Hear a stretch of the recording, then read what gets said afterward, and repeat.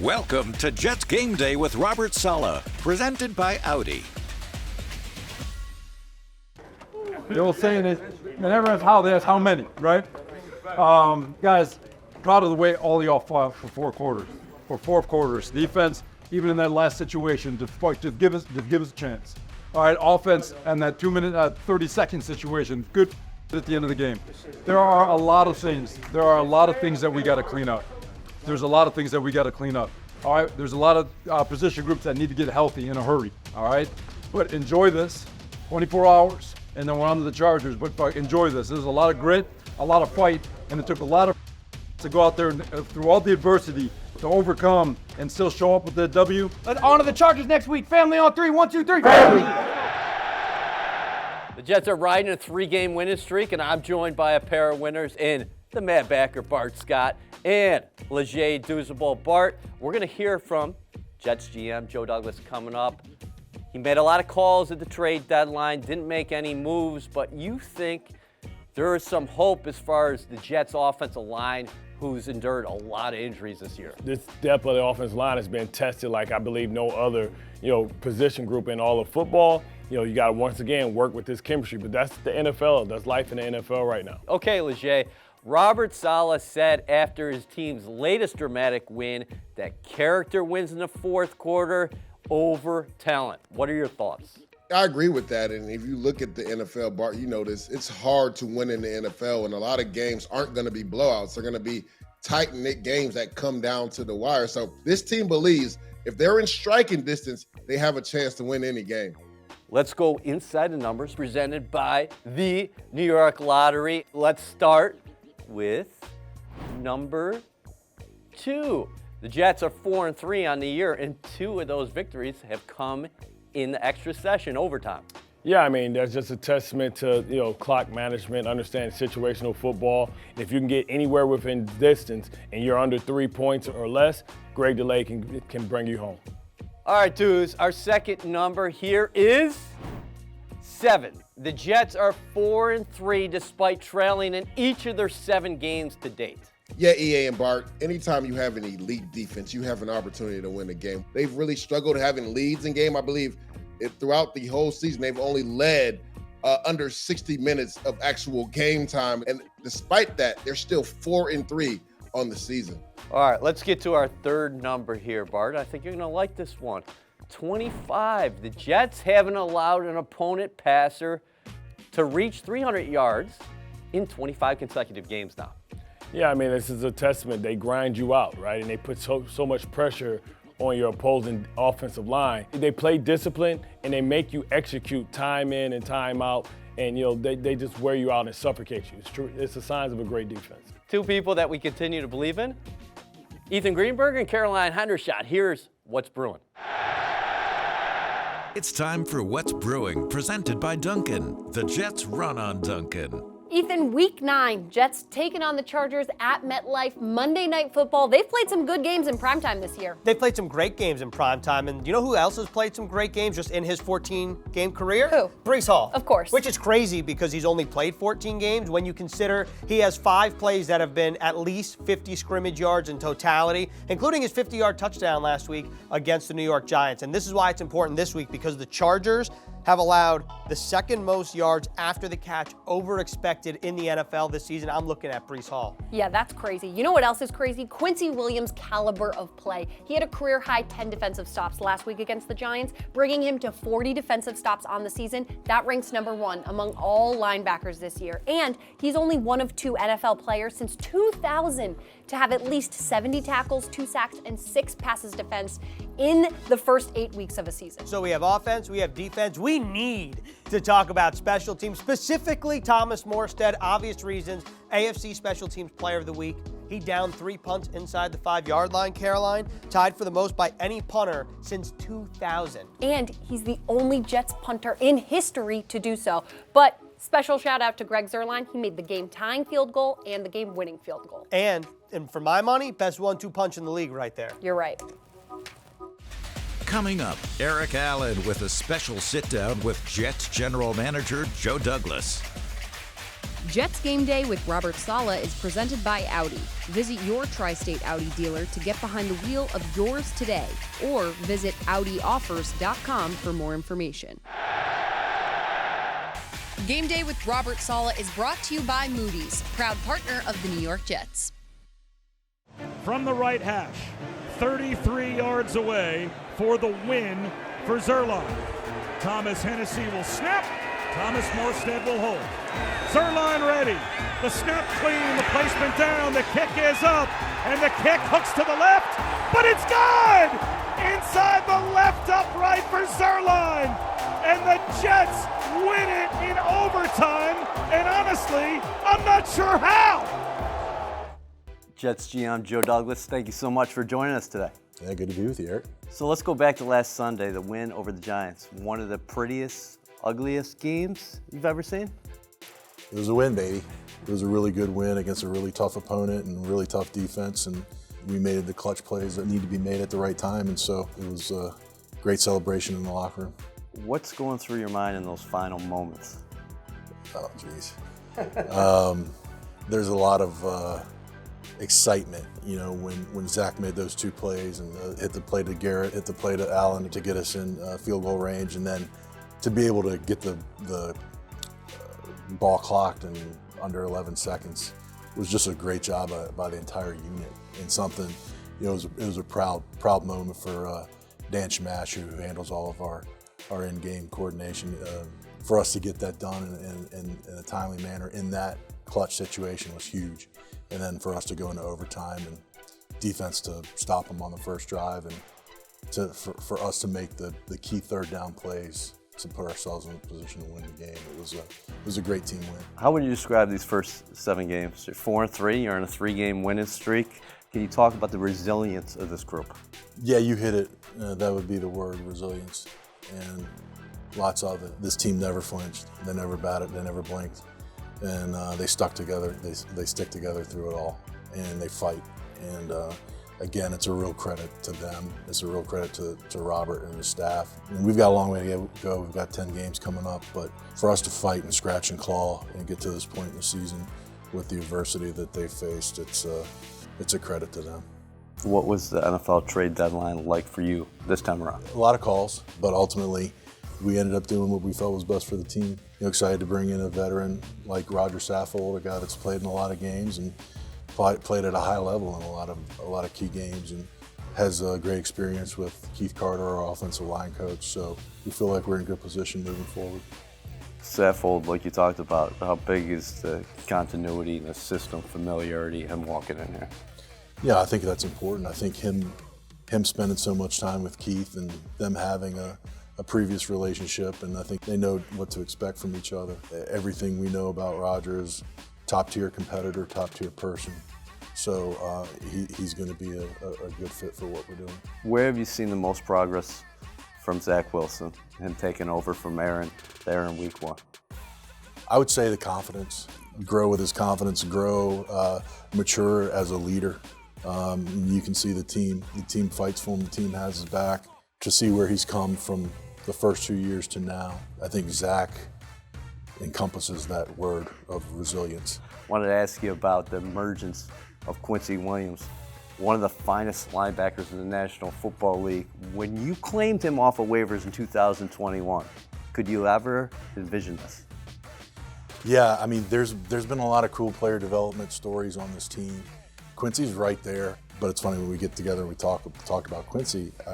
Once we were getting ready to claim him, you know, the thing that stood out was just how convicted Robert was in that, how great of a fit that Quincy Williams would be for this scheme and this defense. There was just so much confidence that we are going to get the absolute best out of Quincy.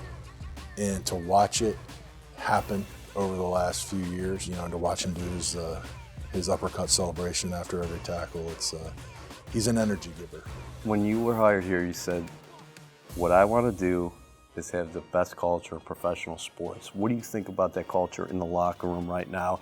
You know, I think you've heard me say it, the most important room in any organization is the locker room. And you know, you've heard Robert say it, the best organizations are player-led organizations and teams. And you feel like we have that group now of guys. It's a pretty cool little Band of Brothers vibe where everyone's locked arms and fighting for one another. How much does Salah rub off on those guys? Because he's always got the power of positivity, no matter the situation. Yeah, Robert's that's a superpower for Robert. His positivity, his optimism, and it's infectious. And he creates a belief in every single person that's in this organization, player that's on this team, that they can go out there and achieve every single goal that they have set. And he lays that path out for them. And now it's up to you to go do it. I know no timetable on Aaron Rodgers' return, but what have you thought about the steps he's already taken and also the presence that he brings when he's in the building? Yeah, I mean, his presence is undeniable. He has a genuine care for others. He genuinely wants to get to know people. He genuinely wants to build relationships with people. And I think that's why he's been the leader that he is. And it's just great having him in the building. He's another guy, he's an energy giver, and he builds confidence. I think with him and Robert and the rest of our staff, I feel like they can walk out of a locker room and say that we can take on the world. It doesn't matter who the opponent is. Joe, appreciate your time as always. Next time we're going to put you up on the news desk. All right, perfect, can't wait. Thanks, buddy. Thanks, Eric. This exclusive interview was presented by Audi. Visit your tri-state Audi dealer to get behind the wheel of yours today. Or visit AudiOffers.com for more information. Coming up, Bart Scott and Leger Douzable will break down the Jets' comeback victory against the Giants. The bright lights of Monday Night Football. We'll pack it out early. Electric heaven. I mean, this place is unbelievable. As seen on TV. And what a good matchup for you tonight. Jets! Welcome to Prime Time. Zip the Brees Hall in space. Up on the ground. Breaks the tackle. Leaping into the end zone. Touchdown. It'll be rocking out there. It'll be loud. You're supposed to hear your neighbors.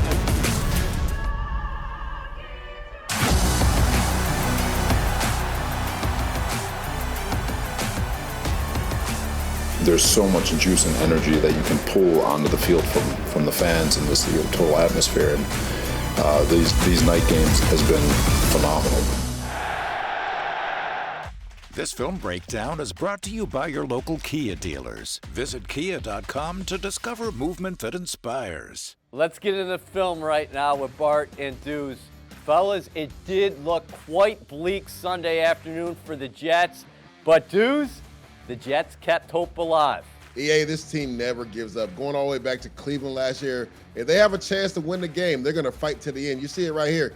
24 seconds. If you look at the Giants in a 3-deep concept, kind of man underneath, they got 2 free droppers who are the linebackers. You see Garrett Wilson right here. He's going to run a dig route right now. They want this ball to be funneled inside because if you look at the situation, Jets have no timeout. So if Garrett Wilson catches this in bounds, it's fine. But Kayvon Thibodeau jumps off sides, essentially making this a free play. Look at the timing between Garrett Wilson and Zach Wilson right here. Great job by the offensive line, giving him a nice pocket. That back foot hit, one hitch, nice delivery by Zach Wilson to get a big chunk play. And because of the offsides by Kayvon Thibodeau, the Jets don't have to come up and spike it. They essentially get a free timeout. Bart, great connection there over the middle of the field. And like Deuce is talking about, that gives you more time. So you're setting up in better position than you ever would have thought you would have been in. Yeah, we used to call it Red 88, and what it is you want to funnel everybody because you don't want them to be able to get out of bounds, stop the clock, but they left a big, huge void in the middle, thinking that the clock would run, hoping that the Jets would have to execute a spike situation for a Hail Mary situation. But because Kayvon Thibodeau jumps off sides, it stops the clock. Just a rare mistake. Maybe the kid was trying to close the show and get his 4th sack of the day, and it cost his team mightily. All right, fellas, no need for a Hail Mary, but the Jets did need another sizable chunk play. Let's look at what happens next. Yeah, if you look at this next play right here, Wink Martindale is known to play man coverage, right? So this is essentially like a 2-man concept where you have man across the board. And Bart, little surprised that he went man coverage here, knowing the situation, because the Jets have to come up and spike it to get in field goal range. They still need a big chunk right here. You see this rub route up top. I believe that is Malik Taylor and also Alan Lazard right now. Dexter Lawrence beats Xavier Newman right away. This is a nice job by Zach Wilson. Seeing that there's nobody outside for contain, let me roll to the right where my arm strength is. I feel comfortable rolling to the right, throwing the ball. They essentially have 3 men on Garrett Wilson. He finds Allen Lazard right there in the end breaking route. Now this is great execution by Xavier Newman. Watch him grab the ball, look to the sideline to see where he should mark it. Wait for the ref to come up and touch the ball, because if he snaps it before the ref touches the ball, that's an illegal play, and the Jets lose. Great job by everybody lining up properly, not an illegal formation. They spiked the ball with 1 second to give the Jets an opportunity to kick the field goal and go into overtime. Nothing to cry about here, fellas. You guys did beat the clock. Excellent job in the film room. Don't go anywhere. Bart and Leger will put their coaching hats on and deliver the winning game plan. Jets Game Day with Robert Salah is brought to you by MetLife, the official insurance company of the New York Jets. This segment is presented by the official digital transformation partner of the New York Jets, HCL Tech, supercharging progress. Takes the snap. Here comes the rush. Looks left. Throws sideline left. The catch is made. Garrett Wilson. First down to the 50-yard line. Welcome back to Jets Game Day, Week 9 of the Fantasy Corner. Now, Jets play tomorrow night, Monday Night Football. So, Ethan, looking ahead, who do you have for fantasy this week? Well, let's talk about a guy we haven't spoken a whole lot about. In terms of fantasy so far this season, that's Jets wide receiver Garrett Wilson. Deservedly so, though. 100 receiving yards last week. That's a season high. Now he's facing the Chargers defense. That's dead last in the NFL in passing yards allowed per game. And not only that, Caroline, but the Chargers defense has allowed 4 different receivers to eclipse the century mark so far this season. 3 of them have scored touchdowns. They've also allowed 3 receivers to have at least 10 receptions. That means if you're in a PPR league, Garrett Wilson, great play. If you're not in a PPR league, Garrett Wilson, still a great play. You get the best of both worlds when this guy is on your fantasy team. Okay, I'm going to stick with the Jets. I'm going to go with the Jets defense because they're coming off a game where they allowed just -9 net passing yards against the Giants. They also have not allowed a 300-yard passer in 25 straight games. That's the second longest streak in the NFL. And on top of that, the Jets have played 2 primetime games at home this season. They allowed a total of 439 passing yards, 3 touchdowns, 5 interceptions against, mind you, very good quarterbacks. So, hope that helps you set your lineups, and we will see you tomorrow night. Today's game plan is presented by the official digital transformation partner of the New York Jets, HCL Tech, supercharging progress. Let's get into our game plans right now with Bart and Deuce, of course. Bart, the Jets defense has been good to great against Josh Allen, Patrick Mahomes, and Jalen Hurts. Now, Justin Herbert comes to town. Yeah, I mean, you talk about one of the best young quarterbacks this game has to offer. This is a must-win for them on a big stage with a franchise quarterback that just got north of $200 million. They're going to be ready to play, but you got to make sure that you turn the lights out real early for them. All right, Deuce, the Jets offense wants to have some electricity against the Bolts. The LA Chargers have been stout against the run, but they're giving up a lot of big plays in the back end.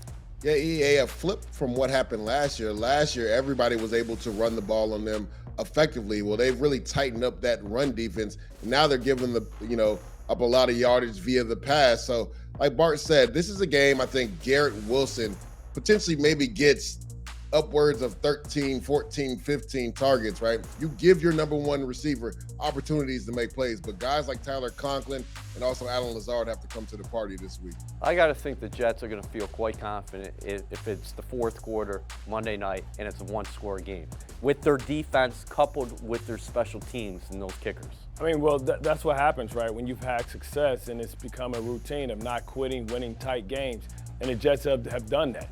And like Dude said earlier, you don't want to major in that, but you feel confident that most games either can you convert 4th and 1 or can you stop 4th and 1? And the Jets are confident that they're going to make the right decision and their guys are going to make the play if they get it put in that situation. Great job, dudes. We'll see you out there Monday night for Pregame Central. Bart Scott, nice job with the outfit today. We're matching. Hey, teamwork makes your dream work, and great minds think alike. Have a great football weekend. It's Monday Night Football. The Jets are going for their 4th consecutive win.